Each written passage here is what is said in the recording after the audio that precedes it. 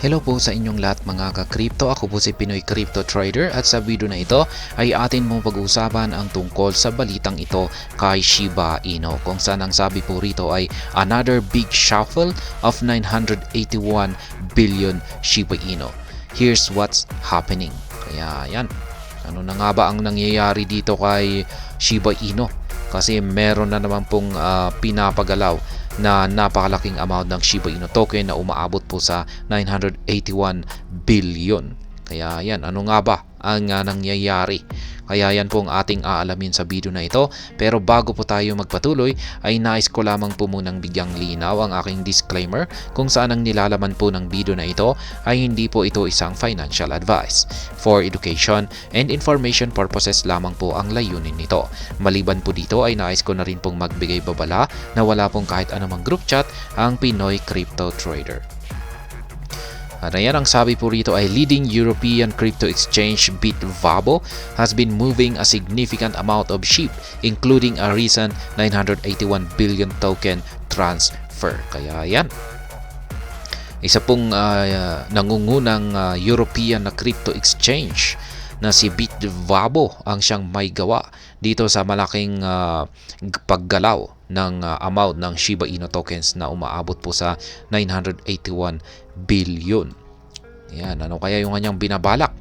Ethereum addresses belong to the popular Europe-based cryptocurrency exchange Bitvabo have been involved in some eye-catching Shiba Inu transfers. Earlier this week, the exchange shuffled 4.2 trillion SHIB tokens valued at around $38 million. Kaya yan, ito po yung una na transfer ni Bitvabo na amount ng SHIB tokens. Umaabot po sa 4.2 trillion na amount ng SHIB tokens ang kanyang ginalaw. At iyan po ay nagkakahalaga kasi ng $38 million. Kaya eye-catching daw po ito or talagang nakakaagaw po ito ng pansin. Yan, pero ano kaya yung kanilang binabalak? Most recently, over the past 24 hours, the exchange also transferred another 981 billion SHIB, approximately $8.6 million, between two wallet addresses. Yan, itong nakalipas lamang daw na 24 oras ay ang exchange na ito na si Bitvabo ay muling nag-transfer ng kanyang 981 billion na SHIB tokens sa dalawang wallet addresses. At yan po ay nagkakahalaga ng $8.6 million. Yan, ibebenta kanya niya ito. According to on-chain data, Bitvabo wallet with initials 0xCB6 received the amount from another address with 0xBCD as initials. Following the initial deposit, the Bitvabo wallet shifted the funds in two tranches involving 215 billion Shiba Inu tokens, $1.89 million, and 766 billion Shiba Inu tokens worth $6.74 million. The larger transfer was spotted by the popular whale transaction tracker Whale Alert. Kaya yan po yung mga malalaking amount ng Shiba Inu tokens na inilipat po ni Bitvabo. Yan, meron po siyang dalawang transactions. Yan, ito ay una ay yung kanyang 250 billion na Shiba Inu tokens na nagkakahalaga po ng $1.89 million. At yung kasunod po nito ay 766 billion na Shiba Inu tokens na nagkakahalaga naman ng $6.74 million. Kaya pag sa kabuuan ay yan po ay nasa mga 981 Shiba Inu tokens. Yan, nagkakahalaga ng $8.6 million. Yan, at nahuli po yan ni Whale Alert. Yan po yung purpose ni Whale Alert. At saka marami na rin pong mga katulad niya na mga platform. Na ito po yung platform na nagmo-monitor sa mga malalaking nagaganap na transaction.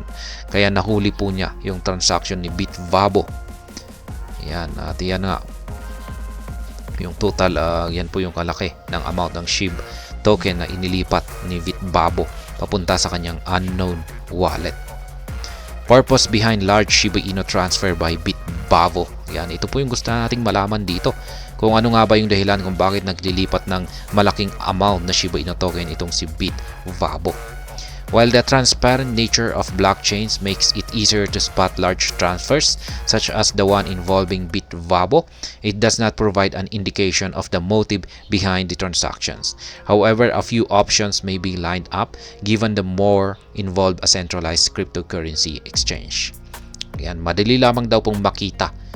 Yan, kasi yung dito sa blockchains ay sa pamamagitan po ng transparent na nature ng blockchains ay madali po nating nakikita yung mga nagaganap na transaction kung saan ay involved yung malalaking amount, kung saan ay katulad na lamang yung ating binanggit dito kanina na linipat ni Bitvavo na nakakanyang 981 billion Shiba Inu tokens. Ngunit hanggang dyan lamang po yung impormasyon na ating malalaman. Wala po tayong hindi po natin pwedeng malaman kung ano yung motibo sa likod ng transaction na ito. Kaya ayan, for instance, the large Shiba Inu transfer may be linked to Bitvavo's liquidity needs. In other words, the fund transfer may be used to fulfill customer withdrawal requests either for a single high-profile investor or a large group of users. Yan, kasi ito nga ay dahil sa involved ang isang crypto exchange ay mukhang sabi rito ay ang Shiba Inu tokens na ito ay mukhang ito ay may kaugnayan siguro sa liquidity ni Bitvavo. Yan, maaaring gagamitin ito para sa mga pangangailangan ng kanilang mga customer. Ayan, sa kanilang withdrawal. Ayan, withdrawal requests, lalong-lalo na sa mga malalaking investors po nila or malaking grupo na nagtatransact dito kay Shiba Inu. Such an outcome would be a good news for SHIB investors as it means more SHIB is being taken off exchanges, making fewer tokens available for trading and potentially boosting the token's value. Kaya yan, maganda raw po itong balita para sa ating mga Shiba Inu investors kasi mababawasan po yung mga supply sa mga exchanges, mga crypto exchanges. Kasi yung pag lumiliit po or nababawasan yung mga supply sa mga exchanges na ito ay yan, mas tataas po yung demand. At kung pagtataas yung demand kay Shiba Inu ay tataas din po yung kanyang value or yung kanyang market price. Another possibility is that the exchange was simply performing routine wallet maintenance and move funds between addresses to improve security. Yan, ito na rin daw po ang isang posibleng dahilan. Malamang ay si Bitvavo ay nagsasagawa ng kanilang routine para i-maintain yung security ng kanilang mga addresses. Yan, inililipat po nila ito sa mga mas secured na mga addresses or mga wallet. Kaya ganyan po siguro. In either case, it is noteworthy for the SHIB faithful that one of Europe's largest exchanges and perhaps their customers regularly interact with the cryptocurrency. At the time of writing, Shiba Inu is trading at 50 digits 8854, representing a mild 0.14% loss on the day. The cryptocurrency's price has stabilized alongside the rest of the market after a recent sell-off and appears to be in a consolidation phase. Kaya yan po yung kalagayan ngayon ni Shiba Inu. Siya po ay naglalaro sa presyo ngayon na 50 digits 8854. Ayan. Kalun lamang po siya ng bagyang loss na pagpagsak na 0.14%. At ayan, hanggang dito na lamang po tayo sa video na ito. Sana po ay inyong nagustuhan ang aking paliwanag dito. Kung inyo po itong nagustuhan ay pakiclick lamang po ang like button nito. Para naman po sa mga bago lamang dito, kayo po ay aking inaanyayahan para mag-subscribe. Pakiclick na rin po ang bell icon nito dahil ito po ang siyang magsisilbing notification nito sa mga bago kong videos na akin pong ina-upload sa aking YouTube channel na ito. Marami pong salamat sa panonood. Ingat po tayo lagi at God bless po sa ating lahat.